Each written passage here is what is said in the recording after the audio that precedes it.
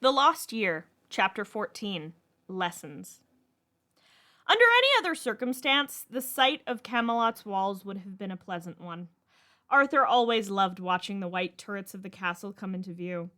But he was upset he couldn't ride in triumph this time. They'd been searching for 3 solid months and found no sign of Morgana or Morgause. Morgana had been missing for 9 months. Still, there was no sign, as if she had vanished from... When she had vanished from the throne room, she had vanished from their lives forever. They hadn't exactly been idle these past 3 months, taking out no fewer than 3 bandit holds and helping several outlying villages with more minor issues. But no one had seen Morgana or heard tell of the blonde witch who'd stolen her. Arthur was beginning to wonder if she had fled Camelot entirely. It would make the most sense. What kind of magic user with an ounce of sense would remain within Camelot's borders? Merlin, see if Gaius has need of you. If he doesn't, take the rest of the day off. We'll stay at least a few weeks to give the men time to recover before we set out again. Arthur ordered, and she nodded, hopping off her horse and stretching. Neither of them had slept in a proper bed, much less had a real bath in 3 months. Leon took Merlin's horse and headed to the stables. Arthur might have been jealous of how close Leon and Merlin had grown if he didn't know the man as well as he did. Leon had little family left in his life, just his father, who was elderly and infirmed. He would likely not last out the year, and had not recognized Leon's face in longer due to a mental affliction that Gaius had no cure for. He chose his own family, keeping them close. It seemed he deemed Merlin as a younger sister, as he had done to Gwen long ago, having grown up in close proximity to her. Her mother had been his mother's maid, after all. Merlin vanished into the castle, and Arthur trudged up the stairs, followed closely by Willis, his squire. His report was rather depressing, and his father listened in silence before dismissing him with barely a word. Arthur was pleased to find a bath waiting for him, steaming hot, with a large meal laid out on the table as well. He would guess that was courtesy of George, the manservant he had neglected to bring with him on the search.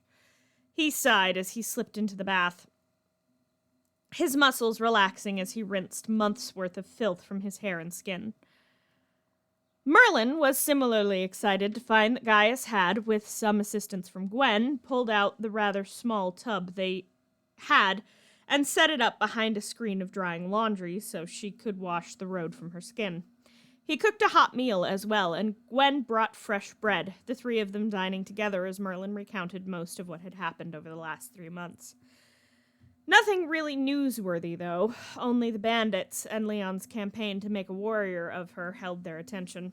There was no news of Morgana. Privately, Merlin felt bad for hoping there was never news of her. 9 months had gone by. Uther wasn't likely to give up the search anytime soon, but no magical threat had rolled over Camelot in her absence. Merlin's theory was that everyone magical who wanted Arthur and Uther dead were either dead themselves, had finally discovered what had happened to Nimue, or were currently occupied elsewhere. That last thought scared her. She didn't like to think what would happen when, or rather if, Morgause came for her. She'd already tried to kill Merlin for what she'd done to Morgana, tossing her into a solid stone pillar. Like when Ulfric, the Sheed in mortal skin, had tried it, Merlin's magic had saved her from the majority of the damage that should have been done. But the thought kept her up some nights. Sleeping in her bed for the first time in months was wonderful. Waking Arthur the next morning was the usual struggle, but he seemed happy to have something other than crumbling biscuits and dried meat for breakfast. He must have been in a good mood, because he threw Merlin a bright, fresh red apple as she gathered his laundry. She gathered the plates from breakfast and balanced them on her laundry basket. She headed to the kitchen first and dropped them off, before heading out back to the back of the castle where the laundry was done and dried. "Merlin," a voice called, and she turned. That was the steward. "Basket down, please. Lyra will see to the laundry for the day," he said, and she raised an eyebrow, but set down her basket with an apologetic smile to Lyra, who grinned. "Come along," the steward called, and Merlin hurried off after him.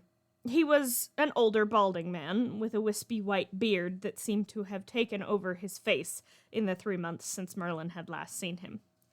"Can I ask what I'll be doing?" Merlin asked. She knew the steward was a kind man, and also knew that she didn't stray often from her duties to Arthur, save when Gaius needed her, or when she was loaned out to a visiting noble. Gaius had everything well in hand, and there were no visiting nobles in Camelot, so Merlin was a bit at a loss as to what was happening. "You're the only maid we have available at the moment. Gwen's busy with a large order from the seamstress. Normally Prince Arthur's dance partner would be the Lady Morgana, but..." He trailed off.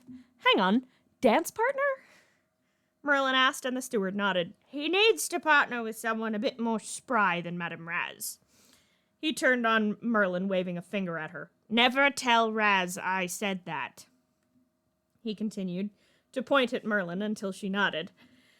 "Do what she says when she says it, and avoid her cane if you can," the steward said, doing nothing to allay Merlin's quickly growing dread.